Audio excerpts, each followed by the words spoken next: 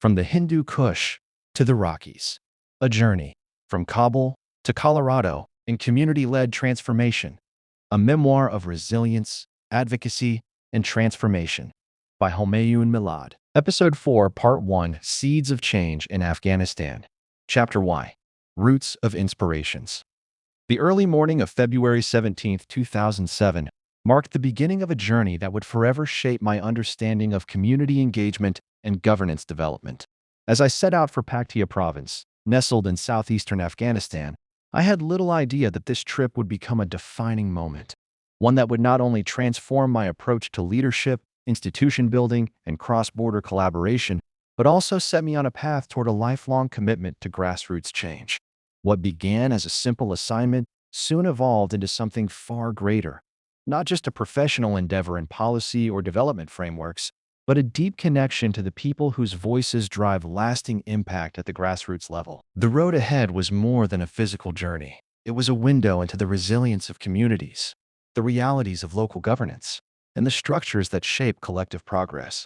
In the months and years that followed, I would go on to lead efforts in institution building at the district level, foster economic partnerships across borders, and work alongside communities to strengthen their ability to self-govern and thrive. As the car wound its way through the breathtaking valley of Logar province toward the majestic Tara Mountains of Paktia, I found myself deep in thought. My mind was filled with emotion, enthusiasm, and uncertainty, a mix of excitement and apprehension about what lay ahead. As a fresh graduate from the School of Agriculture at Kabul University, I had imagined a future tied to my studies, building a career in the field I had trained for. Yet here I was, on a road leading me towards something entirely different, something I had yet to fully understand, but could already feel had the power to change my life. Paktia province, situated in southeastern Afghanistan, holds a critical role in grassroots development and local governance. As part of Loya Paktia, it shares strong economic and social ties with Coast and Paktika provinces, fostering cross-border collaboration and trade opportunities. Its capital, Gardez, serves as a hub for governance and commerce, connecting remote districts to national infrastructure. Predominantly inhabited by Pashtuns, with smaller communities of Tajiks and other ethnic groups, Paktia exemplifies the power of community-led decision-making, where traditional governance structures, such as tribal councils, Yurgas and Shuras, shape dispute resolution and local leadership. Despite challenges posed by historical conflict, Paktia remains a focal point for sustainable rural development, relying on agriculture, commerce, and decentralized governance models to build economic stability. The province's rich cultural heritage and strong communal bonds enable local initiatives to drive policy discussions, infrastructure projects, and educational programs that align with the needs of the population. At approximately 8:30 a.m. on February 17, 2007, I arrived in Gardez, the capital of Paktia province, with a team of 7 community development advisors from the Afghanistan Ministry of Rural Rehabilitation and Development. After a brief orientation from the team lead regarding my role within the team, I was assigned as the encoder for the district development plans, a task I had little understanding of at the time. I had no prior knowledge of the structure or governance of the program, yet my instructions were clear. Transfer everything written on the flip charts into the designated templates provided by the team lead. In the crisp morning air of Paktia in 2007, I found myself captivated by a flip chart that challenged every Western notion of community development. There, spanning 27 by 34 inches, hung a testament to local wisdom that no foreign consultant could replicate. The SWOT analysis, typically a corporate tool, had been transformed into something profoundly Afghan. Every inch filled with Pashto and Dari script, flowing right to left, capturing voices that had weathered decades of conflict yet remained unshakably hopeful. Strength spoke of ancient tribal governance systems, the unwavering Jirga traditions, and the resilience of agricultural knowledge passed down through generations. Weaknesses didn't shy away from hard truths: the lingering impacts of war, the struggle between tradition and modernization. Opportunities sparkled with mentions of pomegranate orchards, traditional crafts, and the dream of reviving the historic trade routes. Threats acknowledged not just security challenges, but the complexity of balancing progress with cultural preservation. What made it extraordinary was seeing how village elders, young farmers, and local leaders had mapped their vision for Paktia's future. Their thoughts weren't confined by the neat boxes of Western development frameworks.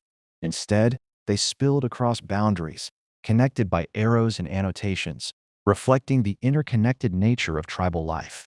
Some had drawn small symbols, a water pump here, a school building there, each image laden with meaning and memory. In those detailed margins, I saw not just a planning document, but a profound expression of a community's soul, their deep understanding of their land, their unwavering commitment to their traditions, and their cautious yet determined embrace of change. This wasn't development imposed from outside.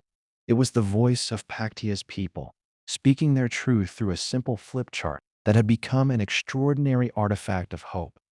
My task stretched before me, like the winding roads of Paktia itself. Perched on a worn cushion in my sparse quarters, I began the meticulous work of digital alchemy, transforming the raw, heartfelt expressions of community wisdom into the structured language of development agencies.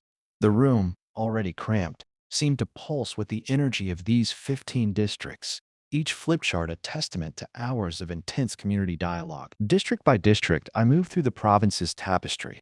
Shimkhani's aspirations for reviving their ancient woodworking traditions, Jaji's detailed plans for protecting their oak forests, Zermatt's carefully negotiated proposals for agricultural development. Each district development assembly reflected months of delicate community negotiations. Who would represent which tribe? How decisions would be made? How traditional governance would mesh with modern development needs. Yet here I sat, night after night, serving as a bridge between two worlds. The organic, flowing nature of tribal consensus building and the standardized frameworks of international development. As the piles of flip charts gradually transformed into folders of digital files, I felt both the weight and privilege of this responsibility. These weren't just development plans. They were the collected hopes of communities that had endured decades of conflict, yet still dared to dream of a better future. Through my work, I spoke with families, urging them to see beyond today, to raise their children as leaders, to encourage ambition, to push for representation in decision-making spaces. Advocacy, leadership, governance. These weren't distant goals. They were necessary paths forward. In every conversation, I witnessed the enduring power of collective action. Children eager to learn, families determined to create stability, communities ready to shape their own futures. The journey is ongoing. The challenge is real. But through grassroots engagement, shared resilience, and the unwavering commitment to one another, Paktia became a model for transformation. And this is what true change looks like. Not just surviving displacement, but thriving through community, through opportunity, through the relentless force of hope-driven action. We'll continue this story in the next episode, so stay tuned.